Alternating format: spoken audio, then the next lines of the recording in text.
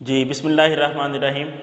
जी तो स्टूडेंट्स, आज हम सेकंड लेक्चर पढ़ेंगे क्वाड्रेटिक इक्वेशन का। तो सबसे पहले उसमें हम जो एक्सरसाइज के कुछ सवालात हैं उनके बारे में बात करेंगे। हमने पहले लेक्चर में ये पढ़ा है कि क्वाड्रेटिक इक्वेशन क्या होती है, क्वाड्रेटिक इक्वेशन को कितने तरीक़ों से सॉल्व किया जा सकता है। तो क्वाड्रेटिक इक्वेशन को 3 मेथड से सॉल्व किया जा सकता है। तो सबसे पहला मेथड हमने पढ़ा था फैक्टराइजेशन का, तजज़ी का तरीकाकार कि फैक्टराइजेशन में किस तरह से हम इक्वेशंस को सॉल्व करते हैं। तो मैं एक क्वेश्चन लिखा है आपके सामने कि solve the equations by factorisation. ये हमारे पास एक क्वेश्चन है, इसको हमने फैक्टराइजेशन के मेथड से या बज़रिया तजज़ी से इसको हमने सॉल्व करना है।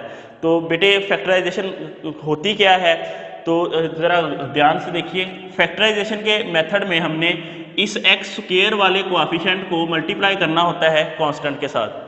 जी, एक्स स्क्वायर के साथ जो भी रकम लिखी हुई है उसको हमने मल्टीप्लाई करना है किसके साथ, कांस्टेंट रकम के साथ। तो इस तरह की हमने सूरत हाल बनानी है कि हम ज़रब करें तो ये बाहर वाली चीज़ बने और जमा करें ये एक्स वाला कोएफिशिएंट बन जाए। 3 को 1 के साथ हम मल्टीप्लाई कर रहे हैं तो आंसर कितना आ रहा है, 3 आ रहा है। हमने एक ऐसा जोड़ा बनाना है जिसको हम जमा करें तो हमारे पास 3 बने, 4 बने और ज़रब करें तो हमारे पास ये 3 बन जाए। जी, हमारे पास ये 3 था। 3 को बेटे सबसे जो आसान मेथड है इसको हल करने का, जोड़े बनाने का, आप 1 मल्टीप्लाई बाय 3 करें, आंसर आता है 3। समझ आ गई बात की। इसके अलावा आप देख रहे हैं कि 3 का और कोई फैक्टर नहीं बन रहा, या इसको 3 मल्टीप्लाई बाय 1 कर सकते हैं आप, तो ये भी आंसर कितना आता है, ये भी 3 आ रहा है। अब देखिए 3 को 1 के साथ मल्टीप्लाई कर रहे हैं, आंसर कितना आ रहा है, 3 आ रहा है। 3 और 1 को ऐड करें तो आंसर कितना आ रहा है, 4 आ रहा है। इसका मतलब हमें दोनों ही चीज़ें मिल रही हैं, जमा के करने पर हमें 4 भी मिल रहा है और ज़रब करने पर हमें 3 भी मिल रहा है। तो इन दोनों को आपने उठाकर यहाँ पे लिखना है 3x square plus 3x plus x plus 1 is equal to 0। इस तरह से आपने इसको लिख देना, यानी कि ये 1 मल्टीप्लाई बाय 3 जो था, 3 और 1 का हमने यहाँ पे पेयर बना दिया। जी क्लियर है।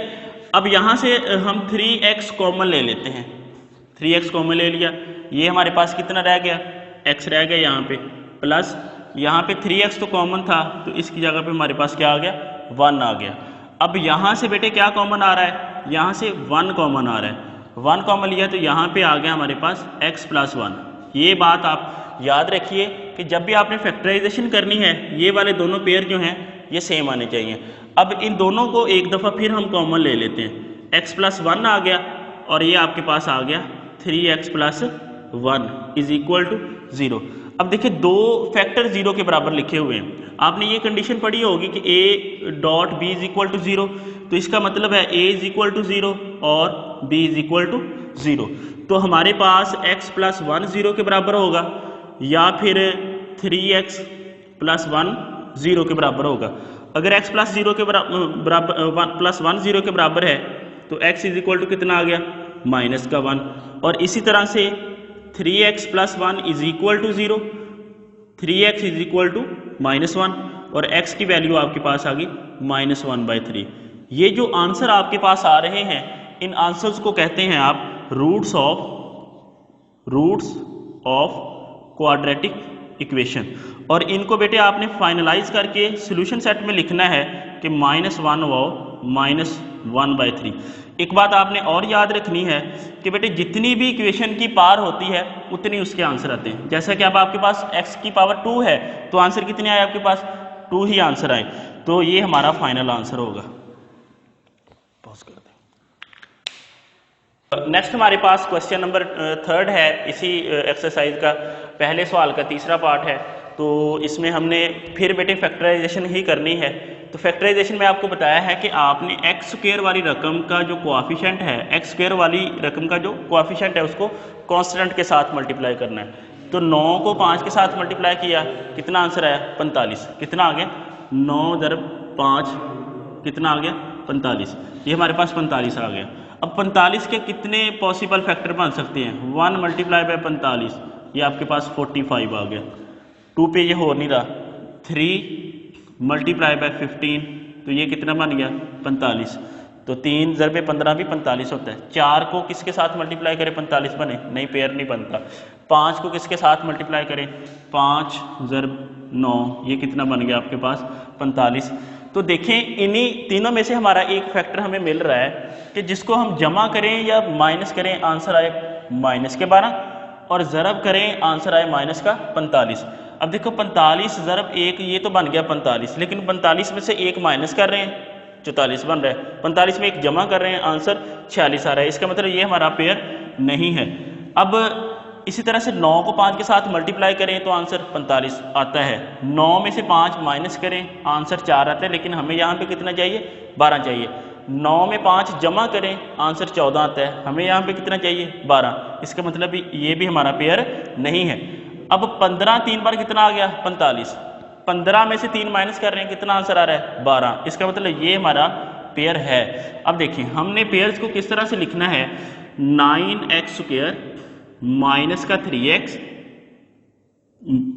या प्लस का 3x लिख लें, माइनस का 15x लिख दें और माइनस का 5 इज इक्वल टू 0। इस पेयर को यानी 3 और 15 को मैंने यहाँ पे एडजस्ट कर दिया। अब देखिए 3 में से 15 माइनस कर रहे हैं, बड़ी रकम के साथ माइनस है तो माइनस के 12 आ गए, और 3 को 15 के साथ मल्टीप्लाई करें तो आंसर 45 आ रहा है। अब देखिए यहाँ से कॉमन आपके पास 3x आ रहा है, 3x आपने कॉमन ले लिया, यहाँ पे 3x कॉमन लिया तो ये 3x रह गया जी, क्लियर है। यहाँ पे ये आपके पास प्लस का 1 आ गया, यहाँ से क्या कॉमन आ रहा है माइनस का 5 कॉमन आ रहा है। अगर 5 कॉमन लिया तो 15 को डिवाइड कर रहे हैं 5 के ऊपर, तो ये आ गया आपके पास 3x प्लस का 5 इज इक्वल टू 0। एक बात याद रखें कि जब भी आप कॉमन लेने की बात करते हैं तो आप उस रकम को उस नंबर से डिवाइड करें। फॉर एग्जांपल यहाँ पे मैंने 5 कॉमन लिया तो मैं 5 को 15 से डिवाइड कर रहा हूँ, 5 को 15 से डिवाइड किया तो ये 3 ही आ रहा है। ओके, अब देखें ये दोनों पेयर जैसा कि मैं पिछले लेक्चर में बताया, पिछले सवाल में बताया कि ये दोनों सेम आने चाहिए। इनको वंस अगेन आप कॉमन ले लें, 3x प्लस 1 आ गया और ये 3x minus 5 is equal to 0। उसी तरह से फिर 3x plus 1 is equal to 0 और फिर 3x minus 5 is equal to 0 आ गया। अब 3x प्लस 1 अब 1 को उधर ला के माइनस कर दें, राइट तरफ पे ले जाएं और x का आंसर कितना आ गया -1/3। इसी तरह से 3x बराबर किसके आ गया 5 के बराबर आ गया और x का आंसर कितना आ गया 5/3 जी। सोल्यूशन सेट बेटे आपके पास आ गया -1/3 एंड 5/3। तो यही इसका आंसर था। नेक्स्ट हम अगले क्वेश्चन की तरफ मूव करते हैं। नेक्स्ट क्वेश्चन है हमारे पास क्वेश्चन नंबर 5। क्वेश्चन नंबर 5 में आपके पास है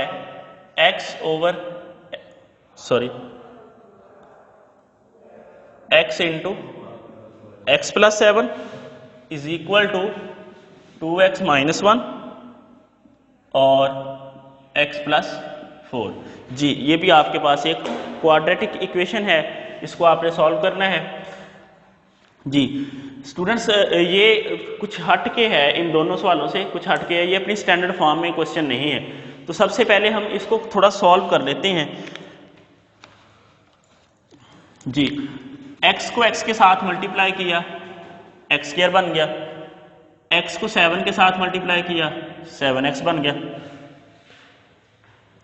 जी। 2 को x के साथ मल्टीप्लाई किया 2x², 2 को 4 के साथ मल्टीप्लाई किया 8x, -1 को x के साथ मल्टीप्लाई किया माइनस का x, -1 को 4 के साथ मल्टीप्लाई किया माइनस का 4 बन गया जी। x² plus 7x is equal to 2x² plus 7x minus का 4 आ गया।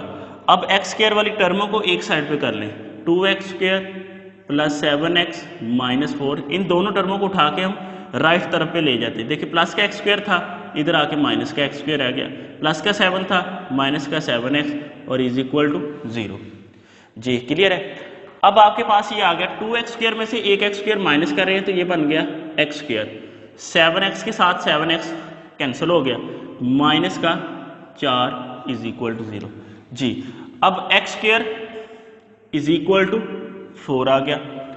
इसी तरह से टेकिंग